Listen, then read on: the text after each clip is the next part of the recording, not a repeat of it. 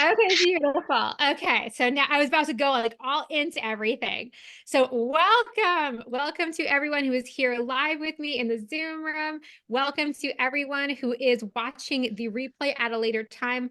I am truly excited and delighted to be here with you for this once in a lifetime Queen Challenge. And yes, I know not everyone is muted, so I'm going to just see if everyone can mute themselves. So let me just see this. Hold on. Okay. So I'm just gonna trust that everyone is gonna mute themselves, and I will just start reading in the chat where everyone is from. Kathy, you are from Illinois. Let me see. We have Roger from Vermont. We have someone from Minnesota. Lulu, you're the one with the beautiful picture of the dog. Rama, thank you for greeting me as Queen Elizabeth. We have Katerina from Germany, near Cologne. Hopefully I'm saying that right. We have Carol, I believe, from London, UK. That's awesome. That's beautiful. Thank you for beaming in. I think it's a little bit later for you guys. It's almost dinner time. We have Michelle from Las Vegas. We have someone from south of Tucson, Arizona. Oh my God, Delaware, San Diego. Oh my goodness. So I am just overjoyed that all of you are here.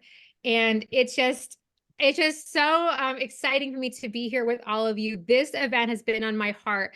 Literally, I think it's 6 months, 6 months since I got the call from these beautiful Aquarian queens to come through for you. And so now that we're all here, pretty much everyone is here. We've got 45 people in the Zoom room, so I'm super excited. We have someone from New Mexico, and we have some more people coming in here. So, okay. I'm going to try to give my focus, and if anyone's watching the replay later and you tried to come in and you couldn't, I'm sorry, it's hard for me to focus and let people in. But so let me just share that this event is just so exciting for me because I am someone, especially you might be able to guess from my name, Elizabeth. Since I was born, I have been really intrigued and fascinated by the queens. And I always felt that I had big shoes to step in because my mother named me after Queen Elizabeth I. And I know that a lot of you who are here, you were probably part of Treasures of Ireland. There was a summit I just ran, and we raised enough money to buy 250 trees to help reforest Ireland. It was such a big win. I'm still overjoyed. And one of the reasons why I was so called to that event, as many of you know, is because Queen Elizabeth was the one who ordered the destruction and demolition of those trees. And when I found that out, something in my heart broke because I couldn't reconcile that here was a queen that not only that I looked up to her, but the queen that I was named after, who was responsible for so much destruction. And it just suddenly became, for me, it was this sacred duty I felt in my heart, this sacred calling to really rectify this inequity, to right that wrong. Even though it's funny because it wasn't from my lifetime, I wasn't the one who did it, but it was this deep, deep-seated calling in my heart. And I know I've actually had many incarnations in the queen energy as queen. And so this is like, for me, this is like a coming out to share that with people. But I feel like for me, that's something that I have wanted to share with people for a long time. And I know part of my mission here is to help activate people in their royalty codes, in their queen energy. And so I felt who better to start this magical journey with than Cleopatra. And I'm going to share a little bit more of the messages that have come through for her. But first, I'm just going to let a couple more people into this Zoom room. Okay. Oh my goodness. Okay. And I'm just going to ask everyone in the Zoom room once more to just please mute yourself. Okay, thank you. So we are going to get started in a second, but I just want to check in the chat. What drew you? If you are here, what drew you to this challenge? I would love to know. Is there some part of you that feels really connected to the queen? One second. I'm just going to ask everyone to mute themselves. And so I am just wanting to know if anyone wants to put that in the chat. What drew you to this challenge? I would love to know.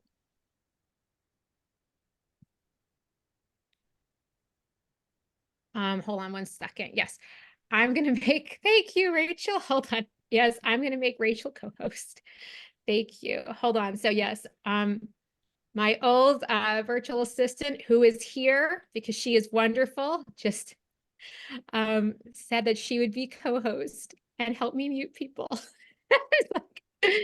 Okay, hold on, Rachel, are you co-host? Is it all good? I think she is. Okay. Okay. So I am going to get started now.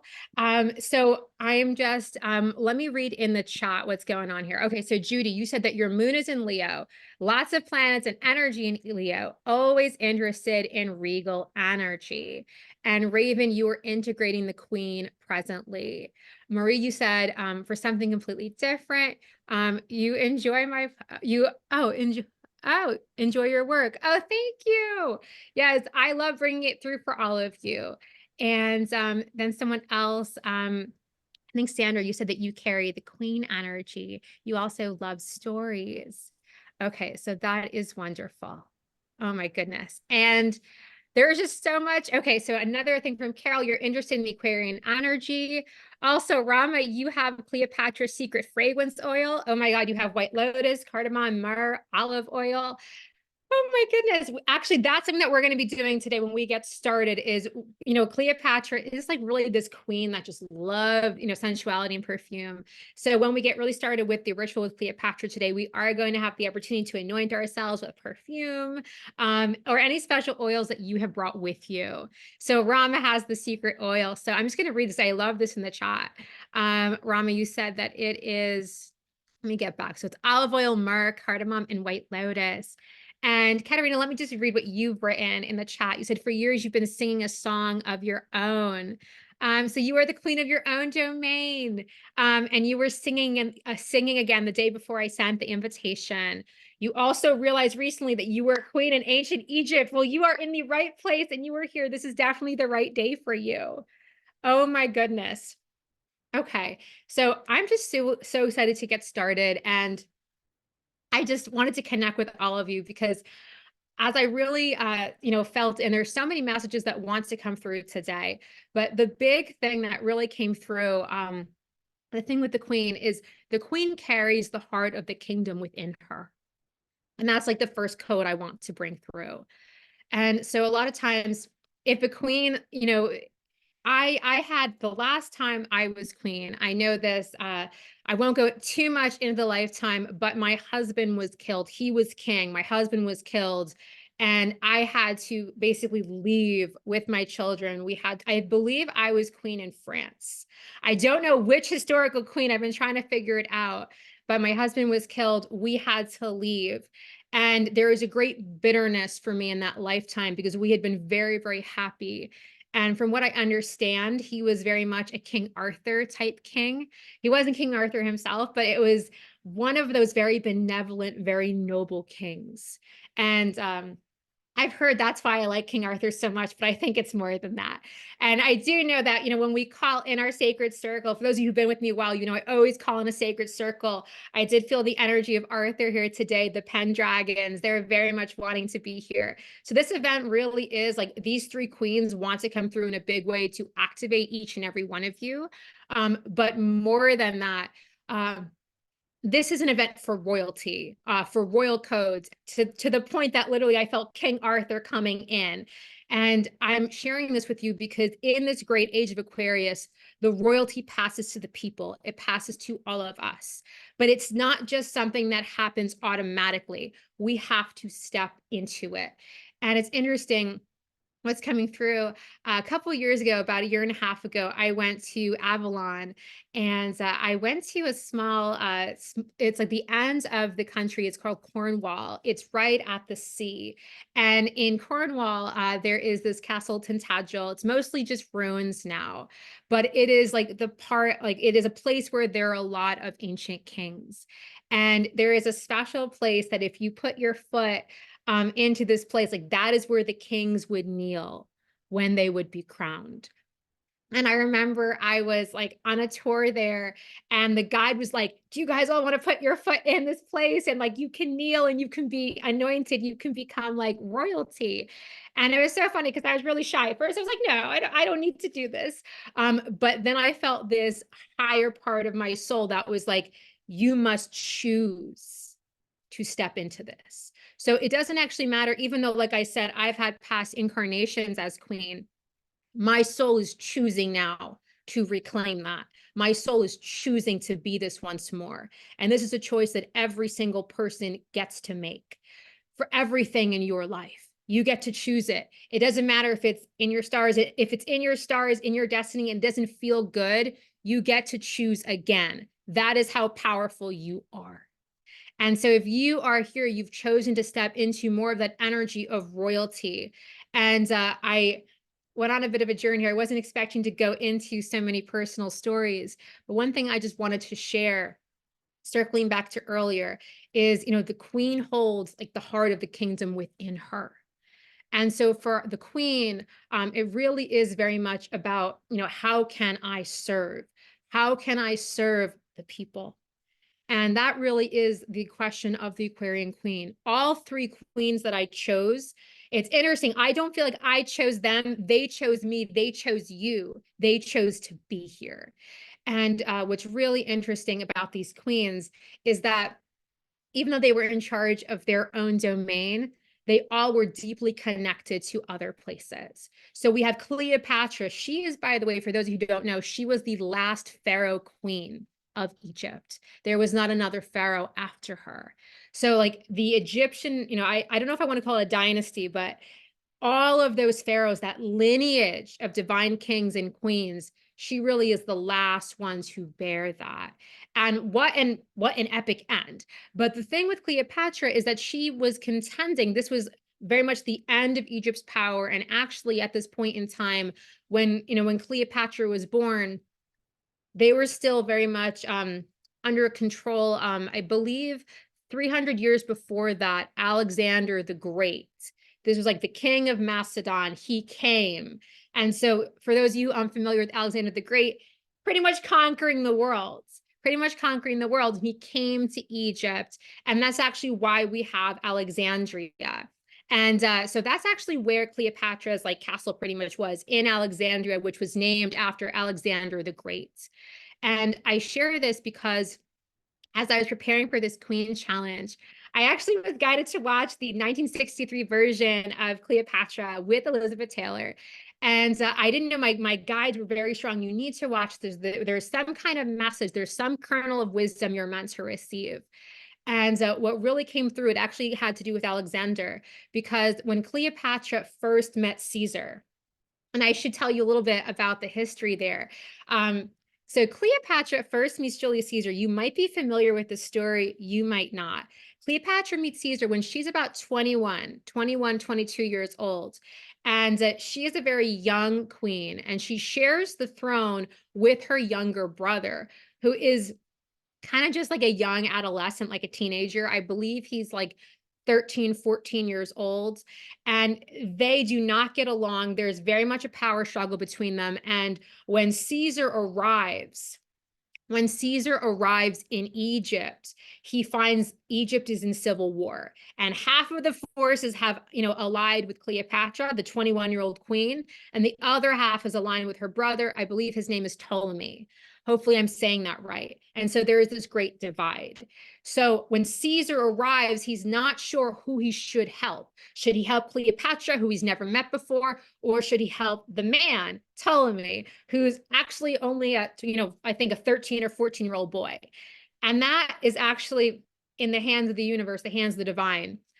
So there's kind of a grim reason at first that Caesar is more drawn to help Cleopatra.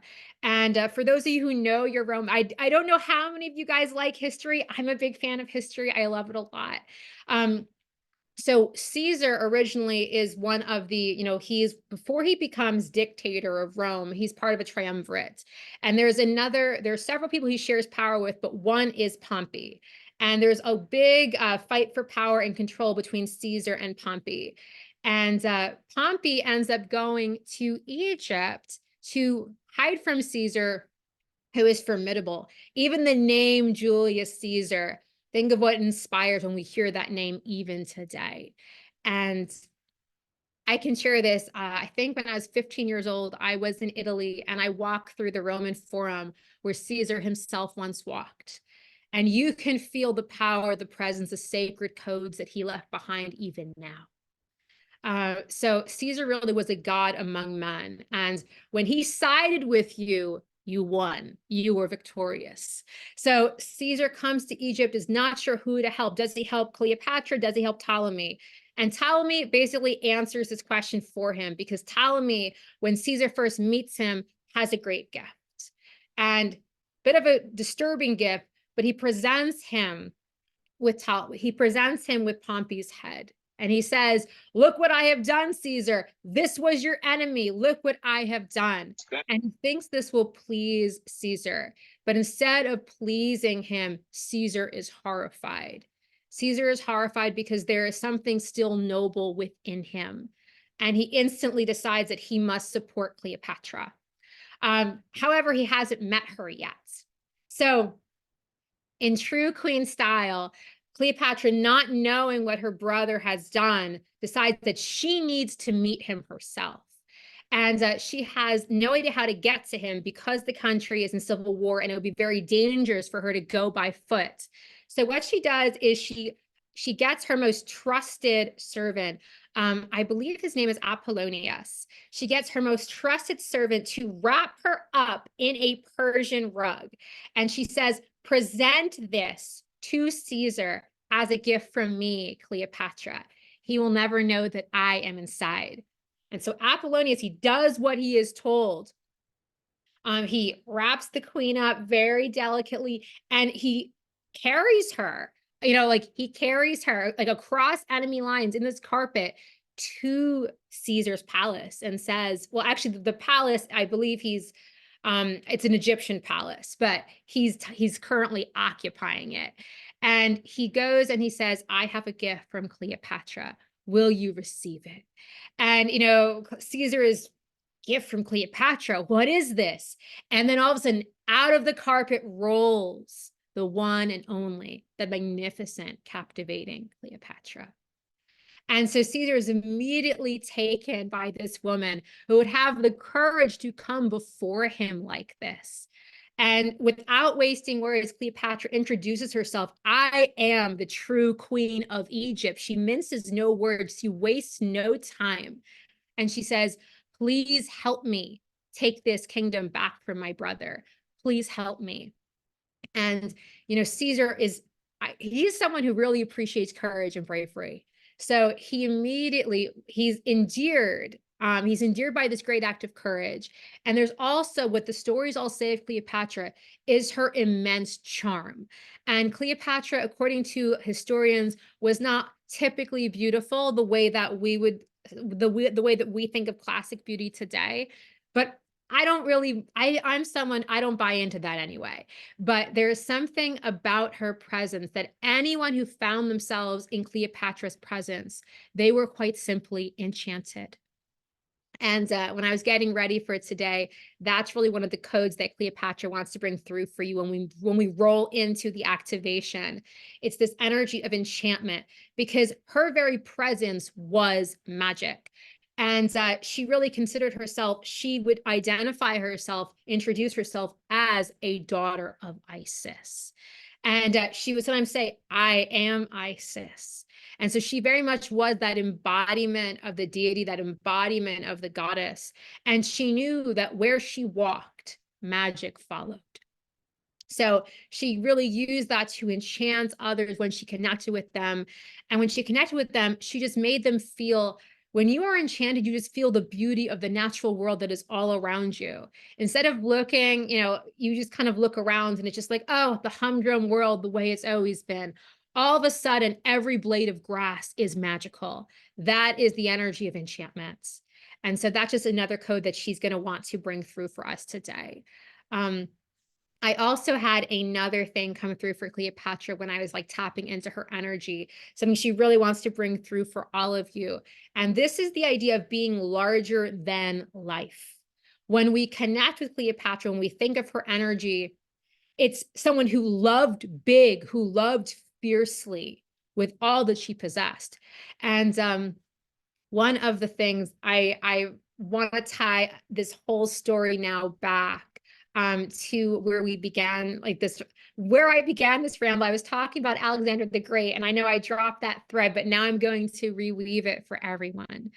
And, you know, when she talks to Caesar, she describes Alexander's vision. Alexander, when we look at him like Alexander the Great, who was this conqueror. And I believe that Alexander the Great, I think that he did most of his conquering. I think it was around 350 BC. And for those of you who know your history, he was actually tutored by Aristotle. So, you know, Alexander, his vision, even though he was a conqueror, it was one world. And I say that because that was in 350 BC. And we're standing here today, all of us from all corners of the globe. I know when we first got here, we all like tuned into the chat. We got people from all over the world here, people from Europe. Just, I'm wanting to share that this vision of one world that in Alexander's lifetime, he was not able to realize, we are here living that one world today. And so Cleopatra, when she connects with Caesar, she reminds him of Alexander's vision. And so she very much inspires him to, like, when she's looking at like, how can I help Rome? How can I help Egypt? She's very much wanting to create one world. And that really is one of the codings for the Aquarian Queen. And I actually know that there are some men who've signed up for this. So I might even go so far as to say the Aquarian King. But once upon a time, a queen would only be, say if you were the Queen of France, you would only be queen over your one land, your one people. Or if you're the Queen of England, the same thing. Now, those of us who rise, we become not just citizens of the world, but we become responsible for our part to really hold this light of goodness, nobility, and truth, and let that light of goodness, nobility, and truth ripple out to all four corners of this earth. And so I'm really wanting to kind of I hope that this is being conveyed clearly, this really ancient idea of of Alexander the Great creating one world. Cleopatra held this same vision in her heart, one world. And this is something that we're going to talk about more today. But I also want to just kind of go back for a second to the overarching structure of these 3 days. And tomorrow we're working with the Queen of Sheba, who she is deeply connected to King Solomon, King of Israel. So again, Queen of Sheba, Solomon of Israel, those are 2 parts of the world, 2 parts coming together. And then on day 3, we're moving into Queen Isabella, who funded Columbus's exploration of the New World. So these 3 queens, I really feel like they wanted to all come forth for you, because it really is different parts of the world that were once separate coming together in union. And I know that on the human plane, it didn't always look pretty. Coming to the New World did not always look pretty for the people. But I feel that all of us who are here today in the Aquarian age, we are holding that vision of one world in a much higher light, in a much higher way. And this is one of the sacred codings that I really feel wanting to be expressed through Cleopatra here today. This is really this idea of one world. And the Aquarian Queen gets to hold this. It's about unity, all of us coming together. So I'm going to actually get started, and we're going to actually meet Cleopatra, because I'm sure many of you are waiting for that. But I'm curious if you guys want to put in the chat, how is this landing for you? Claudine, you have a true lion. Yes. No, I'm telling you, Claudine just wrote in the chat, a true lioness. And that's one thing. I'm not sure if you're talking, you probably wrote this when I told the story of Cleopatra in the carpet. But yes, that was so funny, because when I was really feeling into this energy of the Aquarian age, I was, you know, also very much feeling the energy of Leo. And I know those of you who came here, you read the landing page, you saw my emails, that 10,000 years ago, we were in the golden age of Leo. And that was really the golden age of kings and queens and pharaohs. And that was when the kings and queens, they were the ones that had all of that power. But now, literally, the age of Aquarius, it's funny, if you actually see the ages, the astrological ages, um, if we were actually completely opposite. So hopefully you guys can see. So Leo and Aquarius are opposite each other. It's kind of like a huge circle. And Leo and Aquarius are exactly opposite each other. And so there is this beautiful resonance between the two of them because Leo is very much about the self. Leo is very much, and I say this, I'm a Leo. So it's very much look at me. It's very much look at me, but it's that royal self. There's that nobility of heart, that nobility of spirit. And then exact opposite, Aquarius is very much all about innovation and humanity. It is for the all.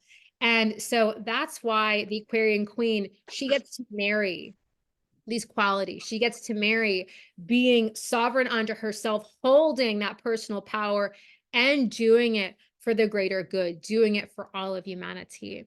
And I know that might sound like a tall order, but in today's world, it is not, because we can do one small thing and we don't realize the ripple effects that that one small thing has on the rest of the world. So let me just check the chat before we go into the activation. Okay, Katerina, you're saying so beautiful and inspiring. I'm glad. Okay, so I want to roll into the activation. We actually get to meet Cleopatra. But before I do that, does anyone have any questions before I go forward? Hopefully my history has been interesting for you guys and clear. I have one more thing I do want to just say that's coming through. So I mentioned that Alexander the Great took over Egypt around 350 BC. And so he was king of Macedon. So Macedon was actually part of ancient Greece. So Cleopatra herself, most of Egypt spoke Greek at this time. And so this is Cleopatra's time really is around 50 BC. So I want you guys to know that it's around 50 BC, about 50 years before Christ. So this is, I think, just important for you guys to understand where we are anchored, where we're historically anchored. And one thing that I just feel called to presence, like I said before, that Cleopatra, for those of you who don't know the rest of the story, I mean, of course, everyone knows that, Caesar eventually is assassinated. He grows too much power. He wants to become emperor of Rome. Basically, Cleopatra is, I believe, in Rome at the time that this happens, and she's there as Caesar's mistress. And there are also stories that say that she and Caesar had a child together. And when she hears that Caesar has been killed in the capital, she takes her child with her and flees. And it is several years later that Mark Antony comes. And Mark Antony, for those of you, everyone knows this. This is the love of her life. For all the love she felt for Caesar, it's like 10,000 times that with Mark Antony. And I do feel this story. I know that everyone here wants to do the activation, but I do feel that this story is meant to come through. There's a transmission here. So Cleopatra and Mark Antony have, of course, met several times before through, meeting with Julius Caesar. He's seen Cleopatra, but it's kind of more been on the distant side of her, not really like him getting to communicate with her himself.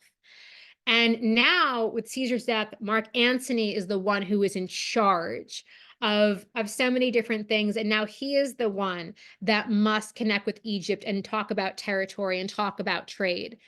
So Cleopatra decides that she is going to make an epic first impression, even though, like I said, she's met him before, not like this. And so he comes in, he's like on a ship and he's coming into Egypt. And, he's like, oh, okay, he feels that he's going to arrange something for the queen. And the queen says something to the effect of, no, dear, like, don't go through all that trouble. I'll just have like the cook prepare something simple and you can come here to me. And he's like, oh, okay. And he thinks it's going to be this very casual thing. And all of a sudden, when he's like getting ready to go to Cleopatra's palace for this kind of casual affair, this casual dinner, all of a sudden there is this great aroma in the air, the most magnificent smell that he has ever beheld. It's just everywhere there is this wafting perfume through the air. And this is the glory of Egypt. And he sees this beautiful barge that's literally gold, this golden barge, the ship coming towards him. And there on this ship is Cleopatra herself, dressed as Aphrodite, goddess of love. And Anthony, he's very much taken with this because he has always been very connected to Greece himself, and he very much sees himself as that kind of Bacchus, that kind of god of wine and revelry. So when he sees Cleopatra there decked out in full Aphrodite like regalia, it's just like, oh my God, who is this woman? What is this? And she takes him aboard her ship. And when she said to him, this is going to be, something simple, the cook will make something simple for us. Think of every possible, like course after course after course, meal after meal of sensuous, the most delicious food that Anthony has ever had in his life. The wine is overflowing and he is enchanted. He is overwhelmed by the generosity, the resplendence of this queen. And from that moment, I mean, that the rest is history. So that is the beginning. So Cleopatra goes out. She is larger than life. She doesn't play small. She is ready to enchant. She is ready to own her power. And that is also one of the transmissions for Cleopatra specifically. Because she is not afraid to own her sensuality, to own her sexual power. And some of the other queens we will look at, they might not have held sexual power in the same way as Cleopatra. And that really is something that I want to highlight about her that makes her so special. Because Cleopatra, I think what's coming through for me to share with you, think about in your own life how many times like you might have a gift and you kind of say like, oh yeah, I'm good at this, but you shy away, or part of you is kind of embarrassed, or you're just like, you don't want to fully claim how awesome you are at something, or you don't want to fully claim how beautiful you really are, or how gifted you are in a certain capacity. And I think that's the whole thing, is Cleopatra is urging every single one of you here listening to this to fully own what makes you special, to own it, to embody, to step into it fearlessly. And she's also inviting all of you here to really step into that softness, that sensuality. Because a lot of times when we look at more of the king, we look at that masculine ruler, and there's very much that energy of doing. And Cleopatra was able to enchant Mark Antony simply through being the embodiment of the goddess, simply through enchanting him. And it is said that in the 10 years that Antony and Cleopatra were together, it's funny, the Romans would just be like, oh my God, because he just kept giving more and more land back to Egypt. Because remember, like Egypt at this point, it was originally, I said it was taken over by Alexander the Great. The Greeks were no longer really in power at that point. It was Rome that had the power. So Rome was the one that really was holding power over Egypt. So when Cleopatra goes and seduces Mark Antony, and she really does have great love for him, and the stories actually say that she saw him herself for the first time when she was actually 12 or 13 years old. She actually saw him when she was a little girl leading one of the armies in Egypt. And in her heart from that day, she said that she first loved him. So again, like when they get together, it is years and years and years later. But I want to share that when Cleopatra shows up with Mark Antony and she gives him all of the wine and the great feast, and like she gives him, it's like the sensory experience of a lifetime. She also knows that she is not just there, seducing this one man. She is there as Egypt. She is holding the kingdom within her heart. She is there doing what she can to help relations between Rome and Egypt, to make sure that Egypt is able to go forward into a world that at that point in time, like I said, Rome was like the big kahuna. The Roman Empire was at that point, actually, the Roman Empire, hold on. I think someone just please mute yourself. Thank you. I do want to just, for some reason, like my guides are making me be very historic here. I want to say one more historic thing before we roll into the activation. So many people are confused, or they're not always sure when the Roman Republic changed and became the Roman Empire. And I want to say that happened with Julius Caesar's death, Before that, Rome was very much the Republic. That's actually why Caesar was killed, because they feared that he was having too much power. He wanted to be emperor. And so originally Rome was very much democratic. And it's Caesar's death that actually brought about the Roman Empire. And so Cleopatra, not wanting Egypt to be a casualty of the Roman Empire, that's part of what she's doing, is she is using all of her feminine wiles, all of her wit, her intelligence, and really all of the power of Egypt, which she holds within her, to really make sure that she can help her country and help her people. So that's a little bit of a history lesson for you guys. And so we're definitely going to roll into the activation now. I actually have 2 activations for you. But first, I just want to just present something that Claudine said in the chat a little while ago. Oh, Claudine has a new comment, but I just want to say that Claudine said something a little while ago about Cleopatra rolling in, to meet Julius Caesar for the first time, being rolled in on that carpet, like in true Leo fashion. And that's the whole thing, is when I felt into this event, I knew that there was a lot of Leo energy. And so there is going to be a sacred activation today. We're going to meet Cleopatra, but there will be an activation from Leo itself, the star sign. For those of you who don't have Leo in your chart, don't worry. It's the energy of the lion. It is the lion heart. It is pure nobility that is wanting to come through for you. So let me just see. Oh, Claudine, yes. Claudine wrote something here. It is said that, the sails on her barge were soaked in rose water, and the scent traveled to Antony to enchant him. Yes. Thank you. Yes, I love that. And that's the whole thing, is she knew what she was doing. Thank you so much, Claudine, for sharing that. Let me just see if there's anything else in the chat. Okay, beautiful. Okay, so I think we're going to roll into the activation. And I have, let's just see. For those of you who are unfamiliar, okay, I have this. So this is Anubis, or Anpu. He is kind of a guardian of the underworld, but he also like really transports souls through through death, I would say. I don't know, in Egypt it's a very fine line, because there really is no death. It's just like one life becoming another. But Anubis really is one of my favorite beings to work with. And Anubis is someone who also, when I do like soul retrievals, like he's the one that I will call in. And so we're going to light some sacred incense for Anubis. And I also have a candle for us that is very queenly. It is like a Tahitian vanilla. I know you guys can't smell it, but it smells heavenly. It smells divine. And I have perfume, because I feel like we cannot go and meet Cleopatra without like pulling all the stops and making this a very sensuous, very sensory experience. And that's one thing that I wanted to also say, because we'll be working with scent. I also have perfume for anyone who has anointing oil and perfume.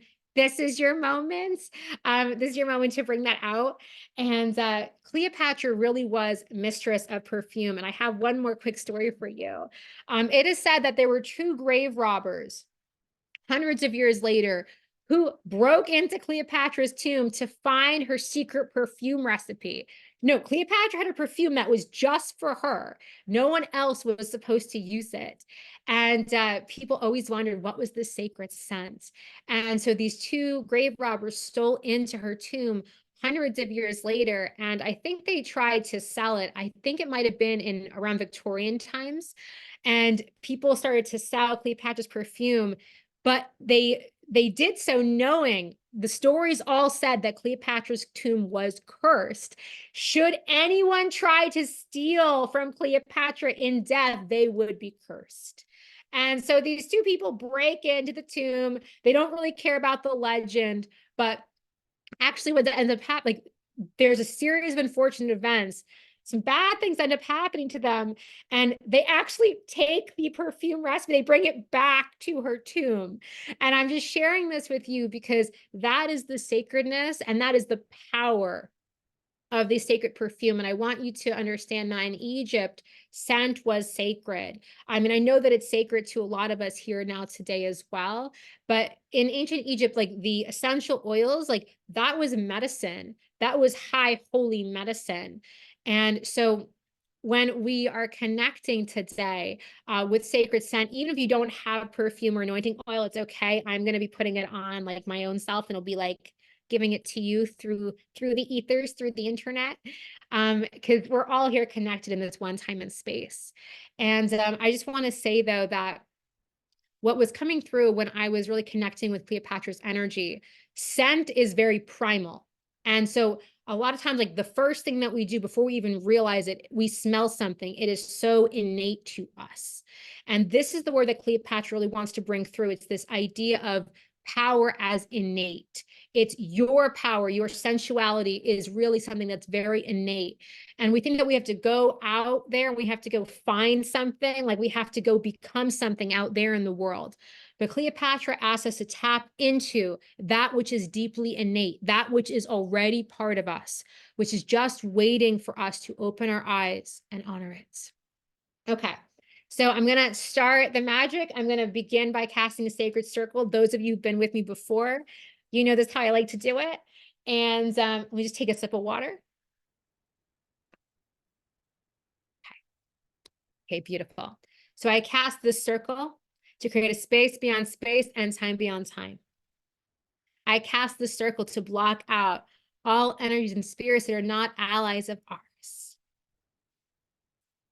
I cast this circle that all energies raised herein remain confined. As above, so below, as within, so without, the circle is sealed. And you can see, I'm actually just seeing that we are all of us, whether live or on the replay, that we are actually being all held in this beautiful golden prism. It's just really beautiful gold. And they're actually like the wings of Isis, Isis herself, really supporting the sacred golden prism. We are all being elevated here and now into the sacred mysteries, into the heart of magic itself. And first and foremost, in the sacred space, I want to call in Cleopatra, great goddess, be here with us. I call her a goddess because really, she was. She walked among mortals, but she was not of them. And she really is so sacred, so dear, so precious to me. And I invite all of you, just take a moment to greet her, feel her in your hearts. And that's the thing that Cleopatra really wants to be known. She was someone who loved fiercely, who loved big, who loved deeply. And this energy, when you connect with her, even though we think of the sensuality and the beauty and the power, really what she brings through is this timeless essence of eternal love, a love that cannot even be thwarted by death. And so I'm really inviting you to feel her, feel a flame ignite in your heart. This is Cleopatra's soft embrace, really inviting you to come into that for a moment. And now into the sacred space, I call the elements: earth, air, water, wind, and fire. I call the directions: north, south, east, west, above, below, and within. We call on the power of Egypt to be here with us on this holy day, that we may remember Cleopatra in all of her wonder, in all of her beauty, in all of her precious enchantment. Today, the intention is that everyone here receive the divine power codes, the queen codes, the royal codes they require to step into their highest service, to step into their highest destiny, that we may all of us unite our hearts to be one people, one voice, one world. I also call in great goddess Isis, be here with us. Queen Nefertiti, be here with us. Hatshepsut. I call in Hathor, Ra, great god Anubis, Sekhmet, be here with us. You may not be familiar with these gods and goddesses. These are ancient Egyptian gods and goddesses, and they are very much in Cleopatra's heart. She would have worked with them very often in ancient Egypt. So they are here supporting the sacred space. I also call in the Pendragons. I feel King Arthur is here, but also Arthur's grandmother. She is very powerful, and she is a celestial goddess. So we're really calling in this very ancient, this is a different royal lineage, but it is also important because we are here to come into nobility of heart and spirit. And I also want to call in the great energy of Leo the lion. Leo the lion. You may feel that actually kind of rippling through this space as this glorious roar. We call this in. And I invite you now, if there are any other, guides that you like to work with, you can call them in either in your head, you can, put them in the chat. I know that a lot of us here, we have different beings that we like to work with. But today I'm really calling in the great holy magic of ancient Egypt, magic of the highest light, love, and vibration. And today we are calling upon sacred transformation and the highest level transmission for all who are here. And we are calling in deep, heart-centered, soul-led connection with the great Queen Cleopatra, that we may all receive here today exactly what we are meant to. Beautiful. Okay. So I'm going to, without further ado, before we roll into the activation, I'm going to light this. So Anubis, calling him into the space as well. And I should say that the incense I'm lighting, this is actually called Kaifi. And so Kaifi was one of the ancient scents of Egypt. It was so revered, it was only for royalty. So I'm just letting you know that we are very much in this holy anointed space. I am really calling in the holy anointed reality for all of us here today. And I'm going to also light this candle. Oh, Melissa, how do you spell that? Oh, Kaifi. Let me do that for you. Hold on, hopefully. I think I'm gonna misspell that. There we go. There should be an H. There we go. So there we go. Kaifi. No problem. I love this. And they're all different configurations of Kaifi, but many people agree there was frankincense, myrrh. It was like the holiest of holies. And I'm also going to call in Bastet, who is another Egyptian goddess. She is one of the goddesses of perfume. She is the cat goddess. So I love this. And so Sekhmet, we really have the lioness goddess. So there's a lot of cat energy here. And I'm going to just light this for us. And this is also being lit for the 3 days. And so I call upon all of the queens who are supposed to be present these 3 days to be here with us. And so we have the Queen of Sheba. We also have Queen Isabella of Spain. Even though we are not focusing on you today, we invite your beloved over lighting presence today with us into this holy space. And I'm going to light this for us. Well, and first I'm going to smell my candle. I wish you guys could smell this. It's like Tahitian. I can't even say this word, vanilla, but it is glorious. And so I just invite all of you to actually like conjure up for just a second your favorite scent, whatever that is. Even if you don't have a candle before you, what is your favorite scent? And I can tell you my favorite scent is actually, it's right after it's rained. You know that scent when you walk outside and it's just rained? I love that more than anything. That's one of my favorite scents. So I'm lighting this for all of us here. Okay, you guys can see my flame. Again, this is the Leo energy. And I don't know if we'll be doing like all of this like sacred, activation every day. We'll be doing an activation every day, but I don't know if I'll be always like lighting the incense and the candles. But when you call in Cleopatra and when you call in Egypt, you pull all the stops. And this again is this energy of being larger than life. And so I really invite you to look at this. The question that I feel wanting to be presenced here is, where could you be more larger than life? And I know this because a lot of us, we sometimes feel like, oh, we play small in certain areas. And so we say, okay, I don't want to play small anymore. But the opposite of small is large. And so Cleopatra is not just saying, don't play small. She's saying, play big, play larger than life. And for our dreams to be larger than life. And so a lot of times we might have a dream, but it's not the big, big dream. Like we kind of settle for halfway. We settle for what would be good enough. Cleopatra was not a queen who settled. She went after Mark Antony and Julius Caesar. they were like the two most powerful men in that time. And I mean, like, the thing is, like, Cleopatra actually had like genuine regard, genuine love for both of those men. But the thing though is that she was not afraid. She was not afraid. And I actually had a little thing that came through from her. Let me just read. This is something that I heard her say as I was getting ready for this. She said, I recognize the power of these two Roman men, and I did not fear it. Instead, I found a way to use my power, power they did not possess.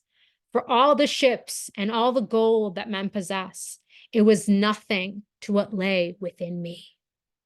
And so I just wanted to let you kind of receive that, receive the confidence of Cleopatra there.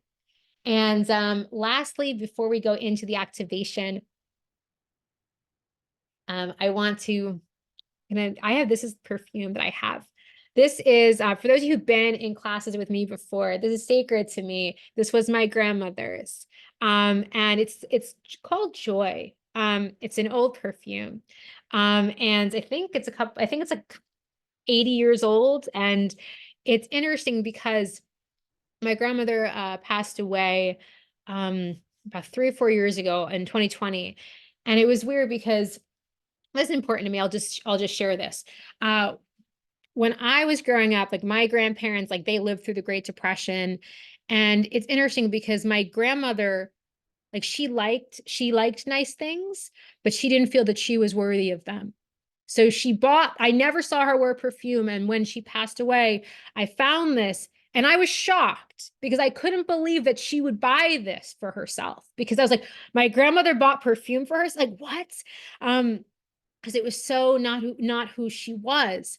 But I knew that there was a part of her that wanted that luxury, that wanted that kind of more queenly energy of beauty, but it was unopened. I found this unopened, and I share this because to me this was an example of someone who wanted to step into that Cleopatra energy, who wanted to step into that beauty, but found herself unworthy. And I share this because to me, my grandmother was the most beautiful person in the world. I loved her so much. She was so dear to me. And so I have taken upon myself to, now I use this perfume because I feel that in this way I'm honoring my grandmother, but also I feel that she would want this to be used in sacred ceremony. My grandmother was a very spiritual woman. So I share this with you as an example for all of us who have felt unworthy or felt we couldn't step into something. And again, I cannot describe to you the shock, like when I saw that my grandmother had bought this perfume for herself and that it lay in the box unopened. And so I'm sharing this because so many people, I think it's Wayne Dyer who said this, and I'm sure he wasn't the only one. It's like, don't die with your music still in you. And I say that because none of us here have that issue. None of us are going to die with our music still in us. But the question is, when you play this, when the song of your life is played, do you want it to be soft and harmonious? I'm sure some of you do, but like, do you want it to be this epic concerto? How epic, how big, how loud do you want the song of your life to be? What do you want it to sound like? And Cleopatra invites you again once more into this larger than life energy, fully claiming the life of your choosing, the song of your life, the life that is yours. And just to know that you are worthy, that you are so worthy of all of the love, all of the joy, all of the beauty that this world has to offer. So I told the story. I always tell the story because I feel like there's a lesson there. But I'm putting this on my hands, and I'm putting this actually on my hands now for everyone here who does not have perfume. So this is sacred anointing for all of you. And if you do have perfume, I'm actually going to now anoint my third eye, throat chakra, heart chakra, and crown. And once more, let me just get a little more of this perfume. And again, this is to anoint everyone here in this holy space. And you can just really feel, hopefully you guys can feel this. There's like an etheric whoosh coming from my hands for all of you. Really feel yourself anointed now. And we are entering into this holy anointed reality. And we are here now, ready at last to meet the great Cleopatra. And so there are two journeys I have for us today. The second one is shorter, but the first one is really going to be like you get to meet her.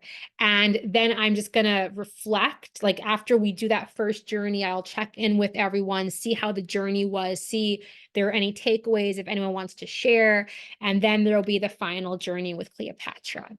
Okay, so I invite all of you to take a couple deep breaths. Close your eyes.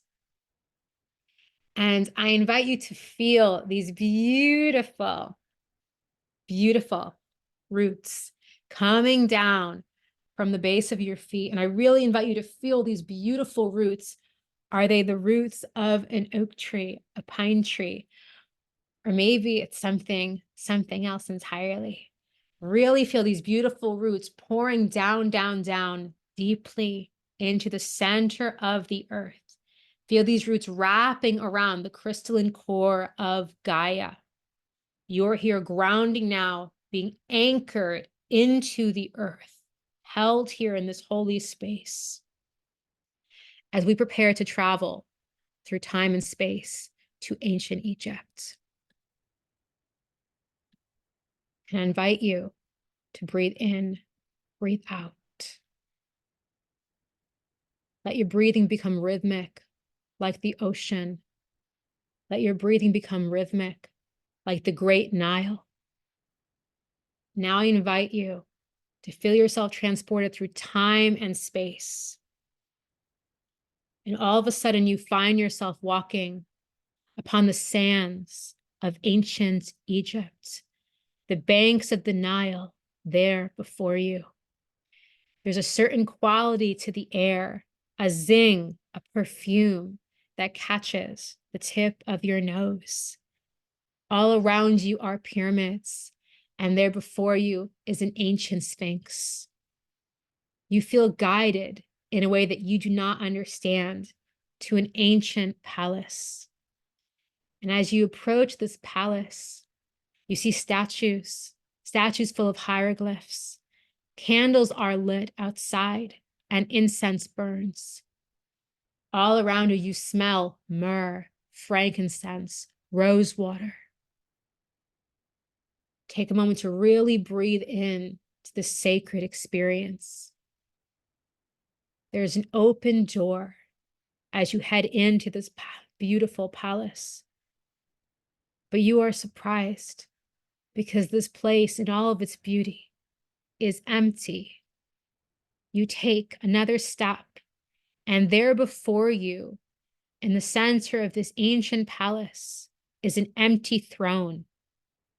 There is a single shard of sunlight that comes through the open window, lighting on this empty throne. You look at it and you feel a surge of sadness in your heart. Where are these people? What has happened to this place? And there before you at the window, you hear a bird's song, and a white dove flies in, landing in a magnificent fashion on the throne. You take a moment to admire the beautiful feathers of this white dove with his beautiful blue eyes. All of a sudden, there before you, magic happens. This beautiful dove transforms into a woman in a white linen dress with a golden headdress. You know her without needing another word. You stand before the one and only Cleopatra. She is surrounded now by snakes and bangles that have snakes on them. This ancient snake medicine, snake magic. You watch them slither hither and thither, while Cleopatra looks at you fearlessly. Black hair, dark like the night, brilliant eyes that shimmer. Cleopatra gets up from her throne, standing up delicately. and reaches out a hand to you.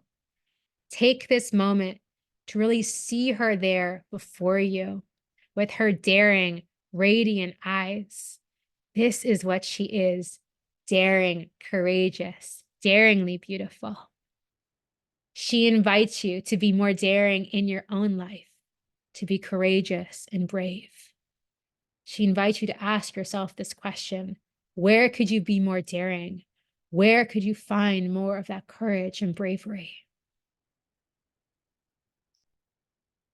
And now, as you ask yourself that question, introduce yourself to Cleopatra. Tell her who you are.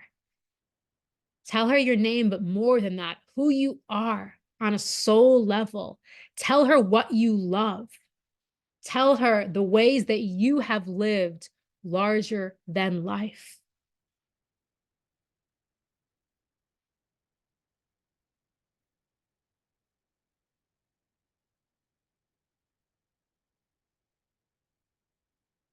She smiles at you and says to live even larger, because what you claim, you receive. Hear that again, she says. What you claim, you receive. Cleopatra once more takes your hand in hers, and she looks at you with a great and tender smile. Now see if there are any messages, any wisdom that Cleopatra has for you.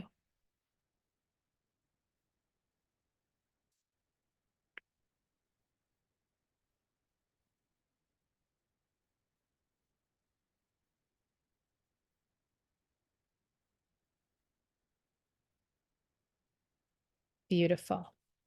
Cleopatra looks at you and smiles, and she says, "The clothes you are wearing," and now she invites you to look down at your attire. She says, "The clothes you are wearing do not suit you this day. Let me take you to my private wardrobe, to my private sanctuary." All of a sudden, beautiful handmaidens appear, and you trail after them. They lead you to Cleopatra's private quarters. She says, "You are my most welcome guest, for I know that you have come here from very far. You have come here throughout time and space." You follow her more and more into her chamber. You see a beautiful, opulent bed.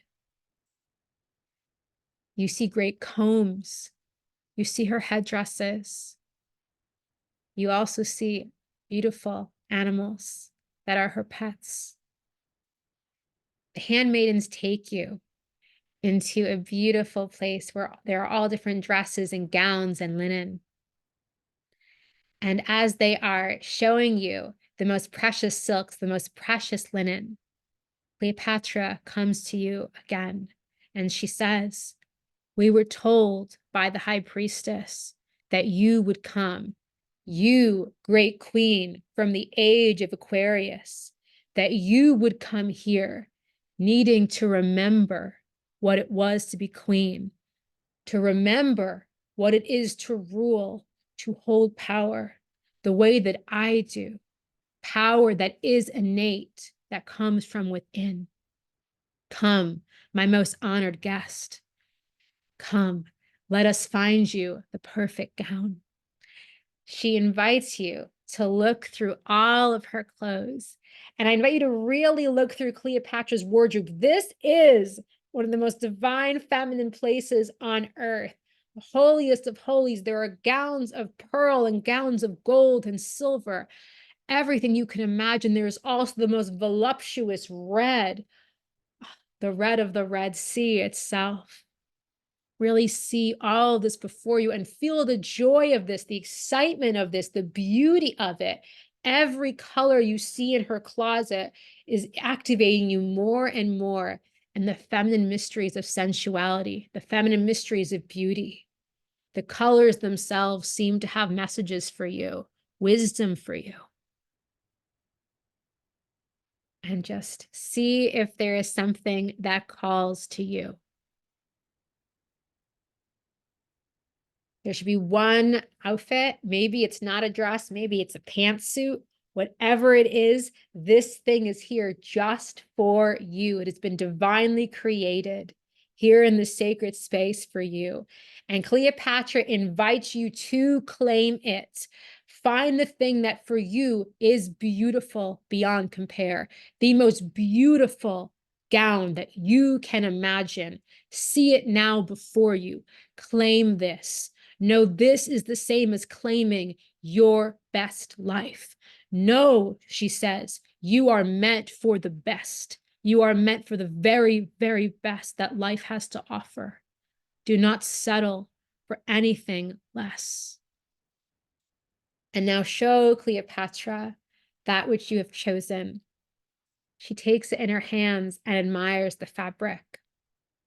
She says, this is a very good choice, and gives you a smile. She hands the gown to her handmaidens and says, come with me. Please take off your shoes. You're not sure why she asks you this, but you do what she says. You take off your shoes and walk barefoot behind this glorious queen. As you do that, you are taken to another room with a great and glorious pool. The handmaidens help you undress, for you must be bathed before you can put on the sacred gown. In ancient Egypt, being clean is worth 1,000 offerings. Know this. And so here in this space, you are invited to get into this beautiful pool. This is a magical pool where you will be purified and cleansed. The handmaidens see to this. They wash your hair, scrubbing you down. And here in this moment, you are invited to joyfully surrender, remembering the sacredness of these waters, the sacredness of this purification. Take a moment, just breathe into your heart as you prepare for this holy rite of queenship. Know that you'll be stepping into your royalty codes, stepping into your power. And as you're leaning into this, feeling this, Cleopatra pours perfume in the water. You are being bathed here in the water with perfume from Cleopatra herself. And really feel the cleansing, the purification that's happening here. And now, the handmaidens help you out from the pool. And Cleopatra walks over to you. She still holds that perfume in her hands. And she says, let me anoint you, great queen that you are. Let me anoint you so that you may see yourself as I do in all of your beauty and magnificence. Eternal beauty, she says, eternal magnificence. She takes perfume in her hands. She anoints your crown, third eye, and then your throat and heart chakra. Feel this great gift. Feel the sacredness, the loving tenderness with which Cleopatra anoints you. Know that this is a moment of ecstasy, if you choose it to be. This is a moment of bliss and communion. For when we anoint ourselves, we come into the realm of the holiest of holies. We return to the source which we are. For in this perfume, the spirit of creation, the spirit of pure and holy magic is contained. Feel that magic pouring through you now, surging through you. Also feel your queen codes being activated. And now, just take a moment. Cleopatra takes both of your hands, and all of a sudden there's a sacred transmission that comes from her hands to you. And now open to receive these great codes of power, these great codes of being a queen, the wealth of Egypt, the heart of a queen. Remember, the queen holds the kingdom within her heart at all times and all ways. Feel your heart being activated in this sacred space. Know that whatever energy that comes through right now is perfect and meant for you. Just open to receive this now. This is also the energy of greatness. Open to being great, open to bigger and better things, open to a life that is grand, that is glorious, that is magnificent. These are codes of pure magnificence. Cleopatra raises her hands and you literally see gold pouring from them. It circles around you, radiance, like the most beautiful mist. And take a moment to just experience this, the softness, the stillness of this holy moment.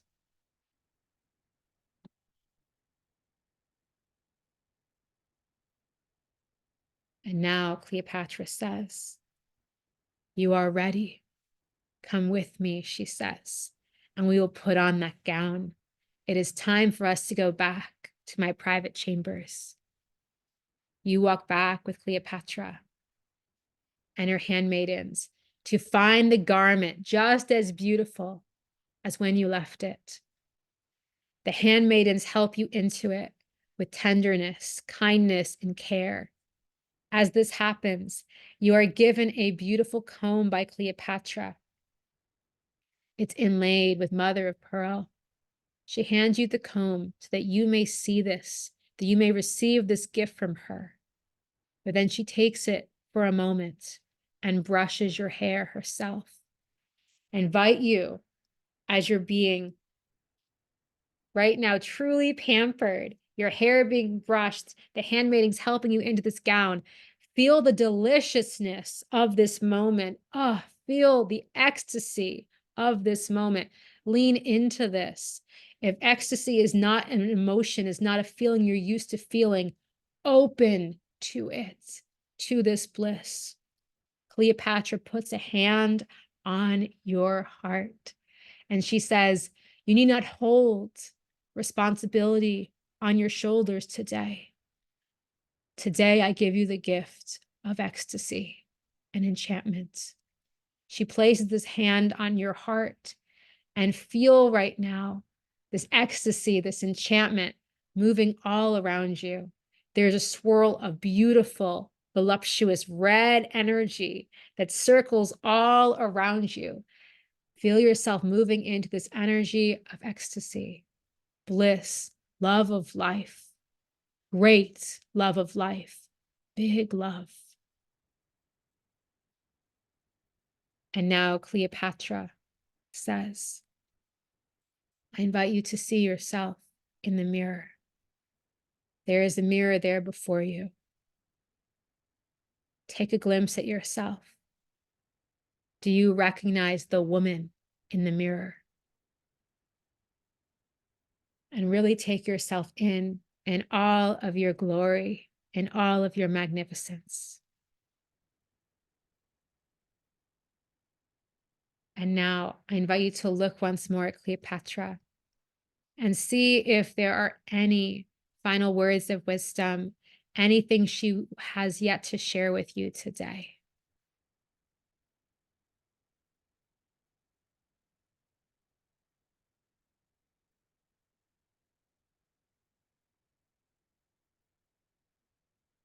She may have a symbol for you. There may be a color. Just see if there are any messages, anything that Cleopatra wishes to give you. This could be a gift. These may just be words, open to receive a message from her now.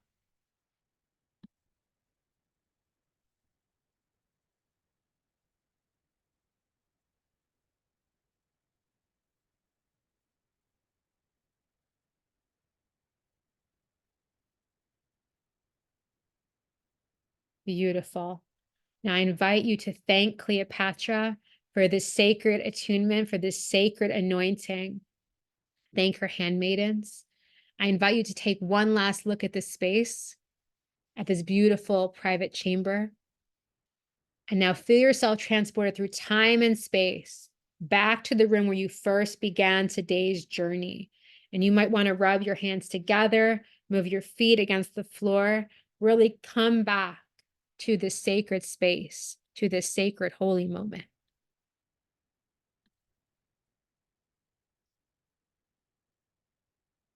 Beautiful. And I know you I know we went really far, so you guys just might need a moment to come back. I invite you to just really breathe in, breathe out, ground. Again, like really move your feet against the floor. And I said we have one more little activation, but I first want to just check in with everyone. How is everyone doing? You, if you want to write in the chat, you can. If anyone wants to raise their hand and share, you're welcome to do that too. I hope you guys like Cleopatra's energy. I really resonate with her. I really love her energy. Um, And I'm someone who, when I was younger, I really struggled with beauty. I don't know if you guys know this. I've said this to more of my private clients, but yeah, I was really overweight when I was a kid. That happened. One, it was like family genetics, but also my parents were always fighting, and I had a lot of, like, I think, emotional distress that's like energetically my body held it as weight. And so I grew up having a lot of challenge. Like, it was always very challenging for me to step into this energy of beauty. And I feel like for me, like, Cleopatra has been one of my great teachers. And I know that people who see me on my on YouTube or on Zoom here in the Zoom room today, you might not believe that, but no, like, beauty for me in particular, I can say, was something that I struggled with for a really long time. And even to this day, it's something that I still kind of need. It's almost like that goddess energy to really, like, feel into that beauty. And I feel like Cleopatra, that is one of her great wisdom teachings, is that, like I say, Cleopatra was not considered classically beautiful, but it didn't actually matter because the beauty was her innate truth. Like, she carried that so much within her that everyone who talked to her was so charmed. That's what all the stories say, that she was the most charming woman in the world. And so I really want to bring that message through. It's that energy of beauty coming from within, because all the depictions of Cleopatra, we see her, you know, I mean, like, we see her as very visually beautiful, but I want you to know that historically, it was that inner beauty. That is what she brought through to the world. And that is what made her really Cleopatra. In that time, she was the most beautiful woman in the world, but it was all from within. And I hope that you guys receive that.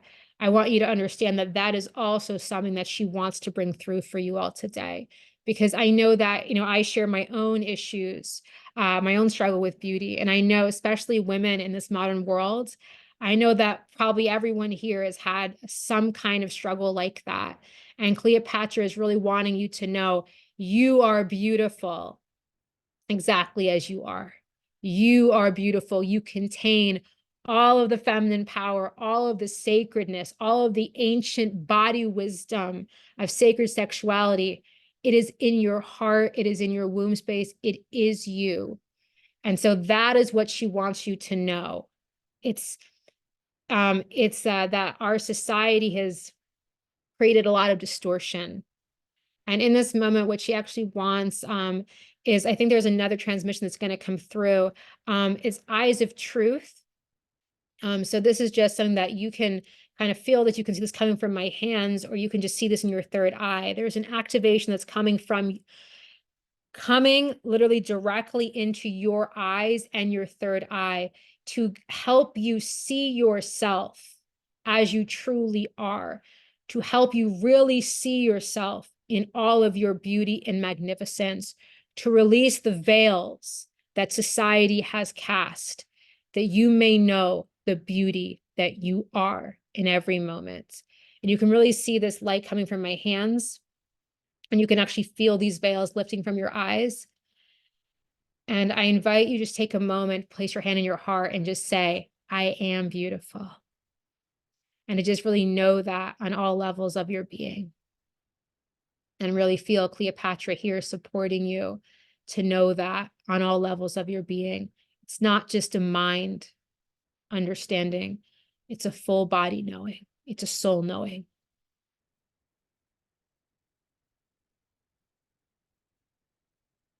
And take a moment to breathe into that. While you're doing that, I'm going to check the chat. Raven, you said this past you've been struggling with your aging appearance, and it was really nice to feel pretty again. Yay! I know you are beautiful, but I know that's the whole thing. It's a perception. I receive that. Thank you for sharing that in this space. Monica, you said during the activation, let me see. You put on a blue and green gown with emeralds and sapphires sewn into it. I love that. Rami, you said living in your clear, flashing colors, crystalline heart. Ooh, I just love that. Oh my goodness. Okay. Oh, and Whitney, even before I said that, you wrote, I feel beautiful. Yes. Thank you. I'm just so glad. That was my intention. It's like, everyone, work with Cleopatra. We need to feel beautiful, and we need to feel like the beloved. That's the whole thing is hold on, Claudine, I see some of you were in the chat. I want to respond to that in a second. But I want to just say that that's another energy that came through, is that people give Cleopatra a bad rap. She is the great seductress. Actually, historically, we only know that she had like affair. Like, we literally only know for sure that she was with two men, Mark Antony and Julius Caesar. Like, that's not a big number. But also, like, we have this misperception that she was the great seductress, and actually, like, they were both beloved of her. That's the whole thing, is like Cleopatra, for those of you who, this is like a sad end of the story, but like when her and Mark Antony, like at the very end, they're trying to actually defend Egypt from Octavius, who is Caesar's heir. This is after Caesar has passed on, and they both die like together because they don't want to be parted from each other. He falls on his sword and she takes poison. So it's a very like Romeo and Juliet type ending. And it's like one of those things that Cleopatra is even told that like she'll be allowed to go free as long as she gives Mark Antony over to Octavius. Like, and she refuses. She basically, she tells Octavius's emissaries, you'll have to have two heads. And like, she's like, no, she refuses to surrender her beloved. She could surrender him and then she would get to go free, but she would never do that because Mark Antony was beloved to her and she held that fierce love in her heart. So again, the two of them, they fight with everything they have to keep Egypt, to keep, their kingdom. But in the end, they decide they would rather not be parted. And so they, like I said, he falls on his sword, she takes the poison. So they have a tragic ending, but it's a great love story. And in the end, Cleopatra takes the poison, and her last request is to be buried with Mark Antony, her great beloved. And I share this because, again, like I'm saying, Cleopatra gets this bad rap as a seductress. One thing that I really feel that she is wanting me to share with you is that these men were beloved to her. Egypt was beloved to her. Her people were beloved to her. And so really with Cleopatra, what's coming through right now is this energy of the beloved. And she's inviting you to really connect with everyone in your world, everyone with you, everyone in your life, to feel them as dearly beloved to you, to step into that energy of not just holding people as beloveds, but knowing that you are the beloved. And that's part of that divine beauty that we just experienced a moment ago. You are beautiful, but you are also beloved. And to really step into that energy, because that is also a power. So many people, I think, have that wound that we feel like on some level we are unlovable. There's something about us that we just, we're not worthy of like great love, or we're not worthy. And really, Cleopatra wants you to know like that part of this healing around worthiness is knowing how beloved you are. Beloved of all creation. So I just wanted to share that. Now let me check the chat because I let me see. Claudine, because I wanted to see what your dress was. Okay, Claudine's dress. Okay, she had a red velvet dress and a cave of gold. You look like a 1930s movie star. Oh, I see that. I see that. That is gorgeous. I love that. That is so you. I think that's perfect. And Katerina, let me see, your gown was made from silk sewn all over with sheets of aquamarines. I love how everyone has like gems in their gowns. Oh, I love this so much. Oh my God, this is immaculate. This is wonderful. Okay. So we're gonna do one final activation. This is gonna do a little bit. Ooh, wait, more in the chat. Okay, Claudine, you definitely had a lot of rubies too. Yes, I know. I think that's the whole thing is then Jacqueline, you had silk with pearls. Yes, I'm so glad. These are all like I feel like that's what's coming through here. Again, like this is the energy of royalty. And it's this energy again, like you are meant for the best in life. And that's what we call like we have like rubies here, like I think someone had like aquamarine. These are precious gems. That's the whole thing is they are precious because they are some of our most precious things on earth. And so that is part of stepping into this royalty is really stepping into that preciousness of all of life, stepping into the best that life has to offer. And let me just see in the chat. Claudine says you can see everyone. Yes, we're all standing here, all these beautiful queens. Oh my God. Okay, I'm gonna do the next activation, but I'm just loving the chat. Someone else has Pamela, your dress was diaphanous with gold and silver threads, rubies, sapphires, emeralds, and you were also a Leo. I love this. I know. I called the Leo. I was like, I'm calling my Leo tribe in. Also, let me just take a sip of water and I'll also share why this and this is for me, this was a very powerful event, this 3 days that wanted to be channeled through me. I'll tell you, I know that not everyone here is like a big astrology buff, or necessarily like a big astrology fan, but everyone here knows, I'm pretty sure that my sun is in Leo. That's my sun sign. But I'm not sure for those of you who know more deeper astrology, there's also like your north node and your south node. So your south node represents like previous lifetimes, like who you have been in the past. And so my south node is in Leo. It's like no surprise because it's that royalty from past lives. But my north node is in Aquarius. So that north node is more of my destiny for this lifetime.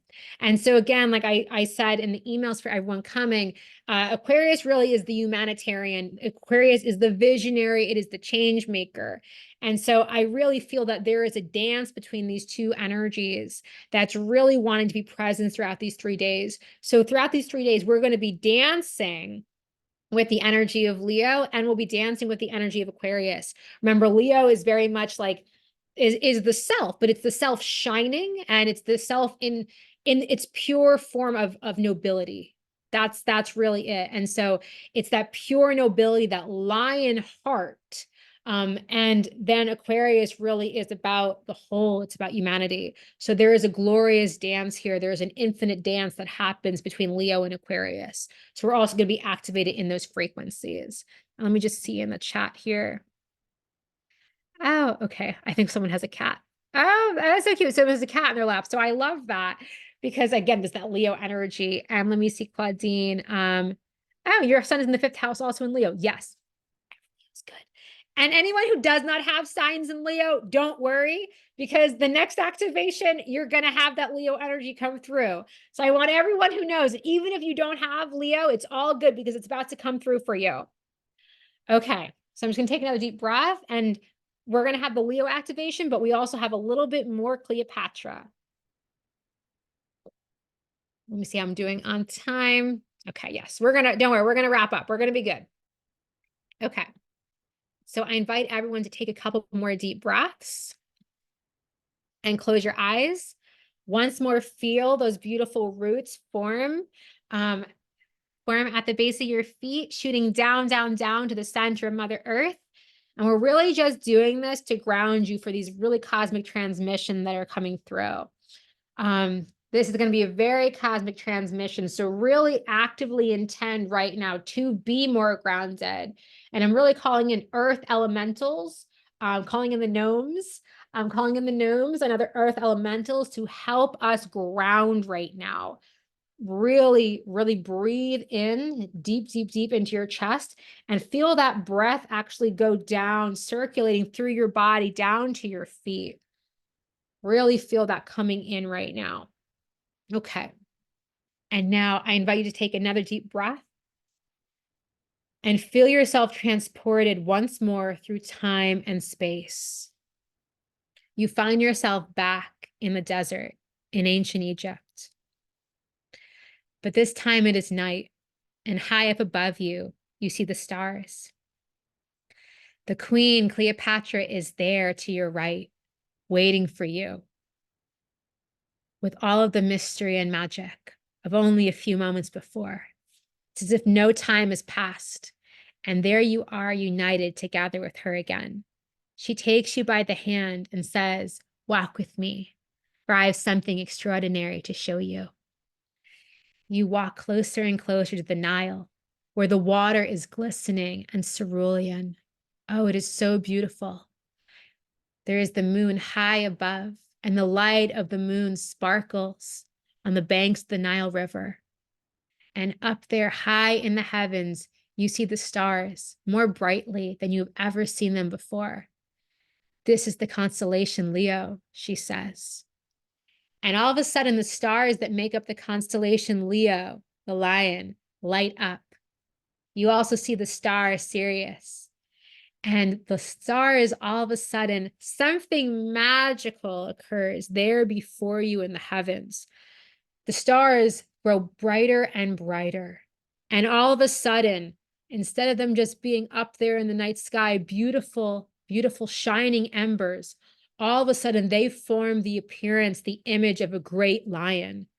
And this lion, the star lion, high in the sky, moves through time and space. And all of a sudden, he bursts down from the heavens.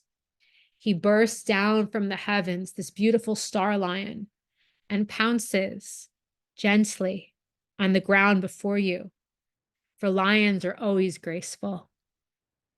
See this being, this beautiful star lion, as very solid before you, moving towards you. You look to Cleopatra, who shows not a flicker of fear. Instead, she reaches a hand out to pet this beautiful creature between its ears. You follow her lead, and you pet this beautiful lion, being awed by its beauty. And take a moment to look into the eyes of this magnificent lion, this larger than life lion, this cosmic, radiant lion. Take a moment to really stand here, being fully in its presence. And now I invite you to see if the lion has wisdom for you.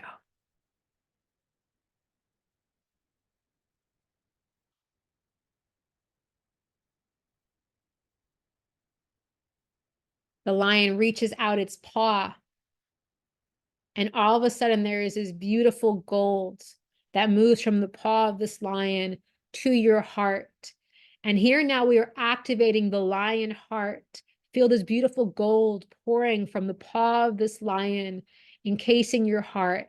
And here we activate the fierce love, the lion heart, leadership, courage, power, potential. Feel all of the energy of star sign Leo coming through for you now. And all of a sudden, you see stars from the heavens pouring down. It's like raining stars all around you as the heavens rejoice that you are receiving this sacred activation, this sacred transmission. Great fireballs shoot through the heavens and shooting stars. And now Cleopatra says, "There's somewhere we must go." You walk with her, this great star lion beside you, and you pet the lion as you walk. "We have a little more holy magic to do today," she says, "before you can leave Egypt." You follow her, full of trust, and you see before you an ancient temple in the distance. You walk step by step toward this ancient temple. And as you walk inside, all of a sudden, you see is a circular temple, an ancient chamber. On one half of the chamber in this ancient temple, you see treasure chests full of diamonds, and the walls themselves seem to be made of diamonds. And on the other side of this temple, you see gold, treasure chests of gold, and the walls themselves seem to be made of gold. You walk inside this place, the lion behind you and Cleopatra leading the way. And all of a sudden, you just breathe in the energy of diamonds, the energy of gold.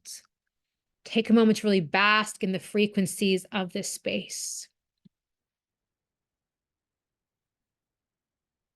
And now, all of a sudden, the whole room is awash with a dance of diamond and golden light. Before you, the diamonds and the gold evaporate. They evaporate like sand.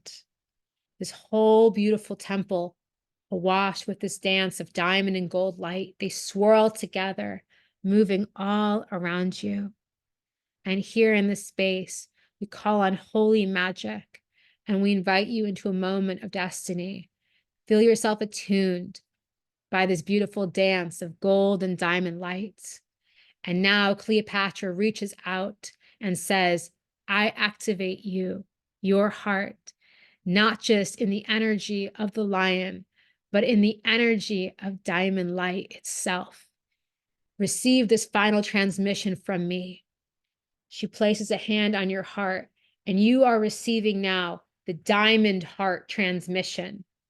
Receive this diamond heart transmission from Cleopatra herself, that you may claim the best in life, that you may be attuned henceforth and forevermore to the holiest of holies, to the holy magic of this place, that you may carry this with you in your heart of hearts, ancient queen, future queen, queen of the world.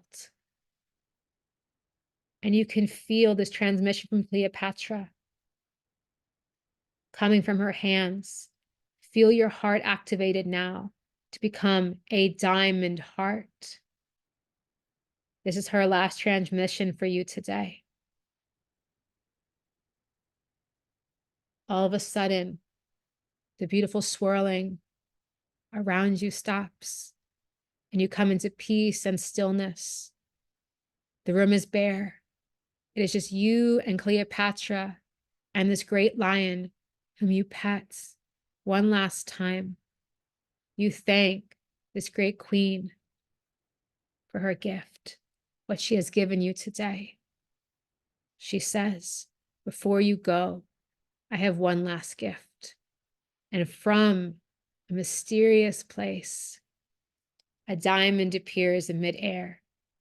This diamond makes its way to your third eye. And out of nowhere, a diadem, a crown is formed around your forehead, seemingly from thin air. And as this crown forms around your forehead, Cleopatra slowly bows before you, a very soft, delicate bow, recognizing you as queen. You pet the beautiful lion at your side, knowing that you've been anointed now this day. Step once more into your queen power. Remember this as your truth. Remember who you really are. And with this, I invite you to take one last look at Cleopatra, one last look at the lion. See if either or both of them has a piece of wisdom for you.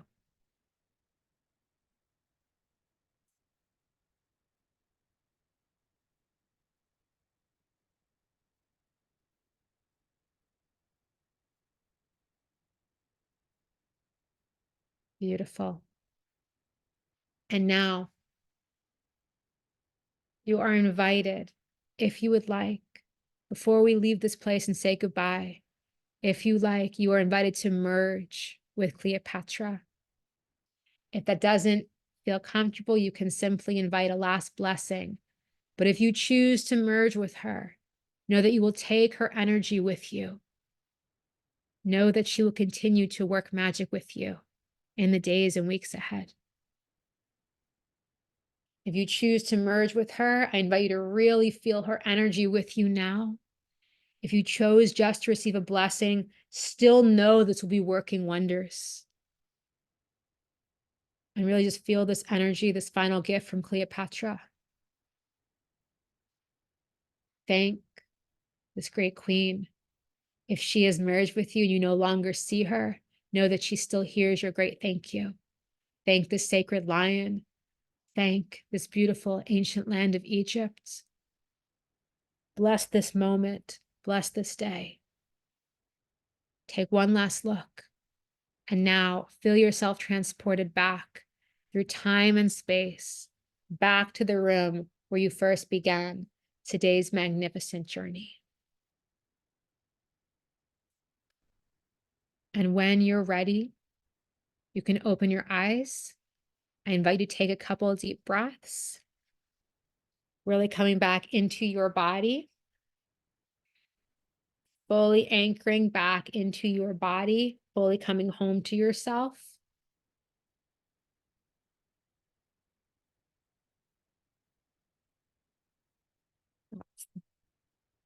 That's where that's really coming through is home. She's really inviting you to see your body, to see yourself. This is your sacred temple. This is the source of your power. You are home here. And it's interesting. One last thing, I want to check the chat. I invite anyone who wants to share to write in the chat, or you can take yourself off mute in a minute or raise your hand. But before then, I just want to say one thing that came through to me as I was getting ready for today. It's funny because no matter how many times I guide these journeys, I'm always a little nervous beforehand. And it's funny because I'm always calling everyone and I'm like, guides, team, help me, be with me. And the thing that really came through is that when you are in that energy of the queen, it's almost like a lot of times, like, we don't feel that we can do it alone. We don't feel that we are strong enough, that we are good enough. And that's the whole thing. To be king, to be queen, we are enough just as we are. Yes, like we might have like all of our guides and all of our team, our angels, all of them with us. But the thing of being queen is knowing that we hold all the power ourselves. We don't need to fear because we are more than enough. And I'm just sharing this because I do this every time I have a major thing. I'm always like calling in this being and that being and this guide and this angel and this goddess. And today, that's one thing that came through is to really be the queen, because the queen is there to serve the people. The queen is there to serve the world. And sometimes like that makes the queen feel like who she is as a person, like it doesn't really matter because she's just there to serve. But that's not true in this Aquarian age. That's why we're starting with Cleopatra. In the past, a lot of royals had to kind of give up their personal lives. We see that if we kind of look at like, I think like King Charles and Princess Diana, like that whole scenario, a lot of stories talk of royals who had to not get to choose their happiness. And in this Aquarian age, Cleopatra invites you to fully claim your happiness. You get to fully claim your happiness, but more than that, you get to claim your full power, knowing that you don't need the guides and team. Yes, it's amazing to have them. Yes, they really are beautiful and wonderful, but you, the queen, are sovereign unto yourself. You are magical unto yourself. You contain the wealth of ages, the magic of ages within you. All the power of creation is already inside. And this just kind of brings me back to, I opened with something when I was connecting with Cleopatra. This is what she said about Caesar and Antony. She says, I recognize the power of these two Roman men, and I did not fear it. And said, I found a way to use my power they did not possess. For all the ships and gold that men possess, it was nothing to what lay within me. And that really is the true activation of the queen. Remember, the queen carries the kingdom in her heart, always, in all times. And I share this because I opened today talking about a past life I had where I was queen. I don't know how much the story I told, but in that lifetime, my husband, the king, was killed. And I actually, that life ended really sadly and tragically for me. Um, I kind of ended up like, we never reclaimed the throne. I ended that life in poverty, um, which was weird because most of that life I was in great opulence. But even to my dying day, I kept the kingdom in my heart. And I share this now because this really is what it is to be queen. And for all of us here, we may not have a castle, we may not have a territory that we preside over, but we have people in our lives. We have people we care about, the people that we're here to make a difference for. And we can hold our mission, we can hold our divine destiny in our hearts. And no matter what comes, we can light that flame. We keep it lit always. And so I think that's really what I wanted to say. But let me just check in the chats if anyone else wants to share what they went through in that last activation with the Leo and the diamonds. People are saying it's very powerful. Someone else says their name was Elizabeth, but your mother always wanted Lisa. Yes, you are very powerful. Oh, and there is someone in the chat who's adding this beautiful Rumi quote for us. Stop acting so small. The whole universe is within you. Thank you. You just reminded me another activation that, another transmission that really came through. This came through over and over and over again, and I almost forgot to say it. I think this is a quote by Ralph Waldo Emerson. And the quote was, what lies behind us and what lies before us are small matters compared to what lies within us. And that really is the message that wants to come through today.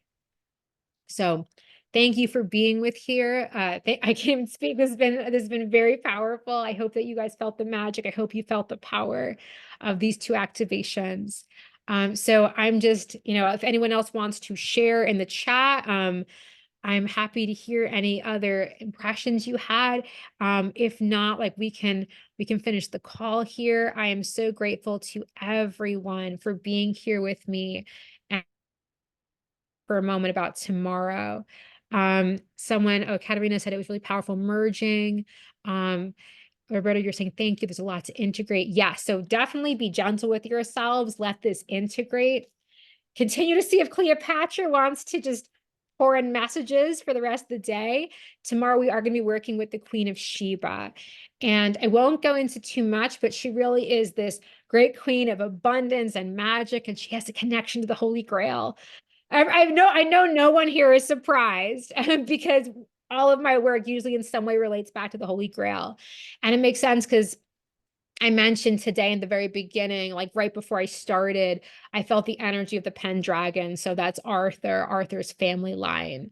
So yes, these 3 days really are very connected to these ancient Grail mysteries, and that will be revealed more tomorrow.